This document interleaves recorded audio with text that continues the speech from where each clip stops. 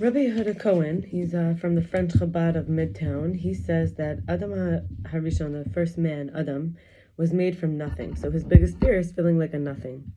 Eve was created from her companion. She was never alone. So her biggest fear is being without her person.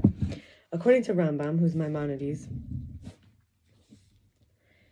the husband has a few things he has to do, and the wife has a few things that she has to do. Or we could say do or not do. So it was written down. He wrote down his opinions. And he said that a husband needs to honor his wife more than his own body. What is considered taking. His body is taking, right? His guf. So he has to honor her more than his takingness. He has to love her more than he loves himself. But he does not have to love her and honor her more than his nefesh, which is not the same as the body. It's like the energy, the vitality. This is caught up with his vitality is considered his giving. This is part of his mission. It's part of his soul. So he cannot put depression, anxiety, or anger on her, not problems, nothing that's unnecessarily scary. And he needs to give of his resources, his money, according to his means, which if they increase, he needs to give more. Now, meanwhile, a wife must honor her husband, so he's like a prince or a king in her eyes with respect and awe of him, and not do what he doesn't like, and to do what he does like, and she must listen to what he says. I felt like, it's brought up a lot. Just, I went to an ACA meeting, Adult Children of Dysfunctional Families, because I didn't see necessarily this done in a very functional way. And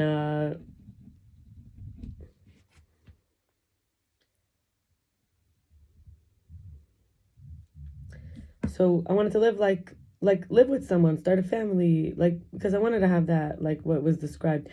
But the men that I got involved with didn't want to work or an income, or one was sometimes they were even homeless.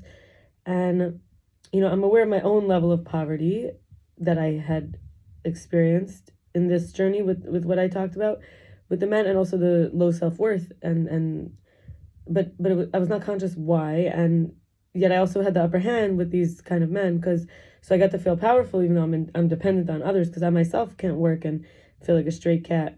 When I say can't work, I mean I work, but it's not like I'm financially independent. Like I need help sometimes. So needing that mundane task, daily life partnership company, not just so exhilarating and exciting, but that not sensational dynamic of humans who make mistakes, it sometimes felt unsafe and untrustworthy to me. And this, the anger and the harshness, the fault finding, was reminding me of my mother and father, but it's because of the fear of being weak or failing. It felt like it's not survivable or too dangerous, but I would find stand-ins who could tolerate me completing those kind of circuits with my father and mother, because I couldn't do that. The only stand-ins who could tolerate it were men, but also needing to complete the circuits. They also needed to complete their circuits. So needing to complete the circuits together was very painful to be in that role for someone else. So to have to stand in for their inner child's victimizers, their parents, And likely it's very discouraging and demoralizing for a man to be berated, screamed at, harshly criticized, cursed, even physically hit, in a destructive, reactive hatred that is not what I really want to be doing, but I had done. For example, being paranoid he's going to choose somebody else. So I felt hopeless about ever being healthy enough to be in a wholesome, compassionate relationship, and also the hopelessness can lead to dissociation and isolation. And then I recognized, truly I wanted my father always to stop avoiding, dismissing, abandoning, rejecting me, rebuking me. Basically, I was doing what my father had been doing, and I never got that soothing validation, acceptance, or care that hits a spot. But I'm the me I needed. I'm the me I need. And the idea that there and then versus here and now, wanting to be, the punisher and abandoner versus the connection, which is sane and sober. And then I had a sudden realization where I also was thinking self-knowledge really requires alone time. So if I'm not someone who loves food or loves to eat, and I'm someone who actually likes to be, emptier, who am I then? And I realized I never really got to experience that much, because I feel even as a baby, my father overfed me. And I want to talk from Rav Yitzchak Ginsburg. So this is on the teachings of the Baal Shem Tov. So The Baal Shem Tov teaches that Hashem's divine providence rules over even any tiny small things like leaves, straw. He calls it the greatest smallness and also the smallest smallness. It is sometimes too difficult to see personal divine providence in our encounters with people who harm us or seem wicked, God forbid, or who speak heresy, but there's still something positive to learn from everyone. There's some good character traits specifically. The encounter between two people follows the orchestration of the supernal providence and its purpose of Torah and mitzvos. The meeting between people is a divine blessing bestowed upon them so that they can each learn something from the other and influence. And Rav Yitzchak Ginsburg teaching the Baal Shem Tov's teachings is making sure that we understand this, that in every little detail, so that we can each learn something from each other and influence one another, and not just in matters of Torah, but in charity and acts of kindness. And everyone must have a teacher from whom to learn, and one should learn something from everyone that one sees in the world, not just from human beings, whether it's a butterfly, a bee. I also want to share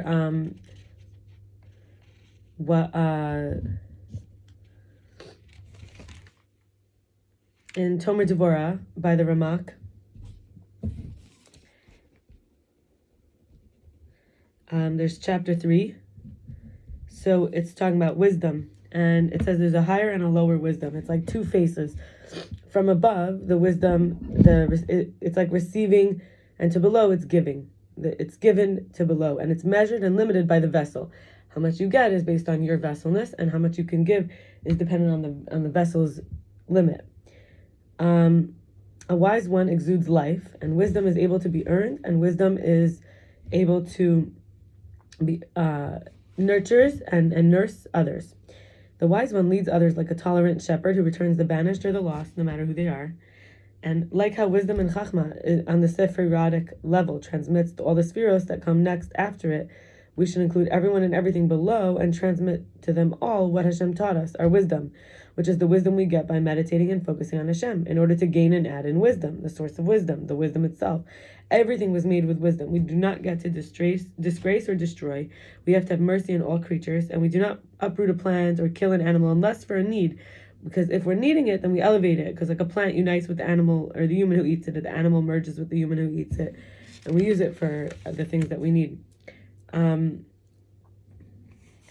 Leigh law from the law. Oh, and shulamis yehouda Gutfriend. She says,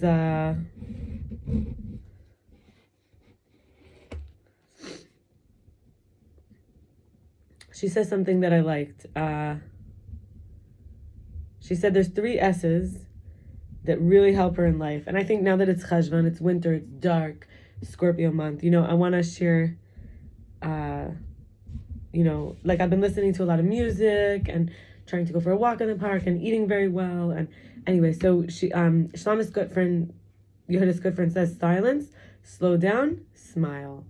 This is really sometimes maybe we would say the gentle parent, like when we're rushing too much, or we're talking too much, or we're too grumpy, And then I want to share from Leigh from the Long Short Road, and she talks about people who really need the help, when they're like trying to take the quick fix, it's not working, or when, there's even, unfortunately, especially in the young people, what's going on, why people might be dissociating, have a death wish, or, we call it suicidal, but really like the inner conflict to the point of wanting to dissociate or disappear, isolate often to not living. So she calls this the upstairs thinking brain that allows us to think before we act. It thinks about potential consequences, decision making. That's how we could control our emotions, our body, through our empathy, our self-awareness, our concentration and focus. For example, like even think of the future, like the things we want, or how time could heal this, or, the downstairs emotional brain allows us to react before we think, but this obviously is also necessary. Emotional reactions, right? Fight, flight, freeze response, which is helpful for dealing with emergencies, and natural reactions to danger, bodily functions such as breathing, blinking, and flinching. When we go offline, we temporarily lose access to the body regulation, extinguishing our fears, flexibility in our responses, and morality, intuition, empathy, attuned communication, insight, self-awareness, self-knowledge. And so what are some risks that people have to get to the point where they would want to harm themselves? Or they're even thinking that could be a solution. This is the idea that the brain is under construction. There's genetic vulnerability, a history of mental health challenges, or diagnosed condition. But abuse, neglect, and trauma, or alcohol and drug use, or transitional life stages are all risks. But we could also look at it, what are some protective factors, right?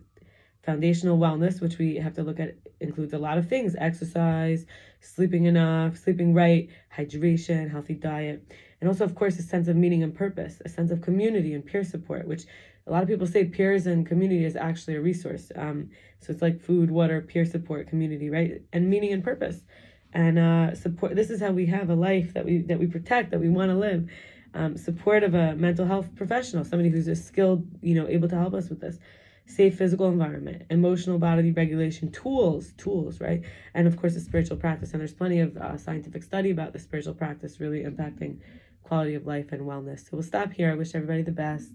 And we'll be in touch, as they say.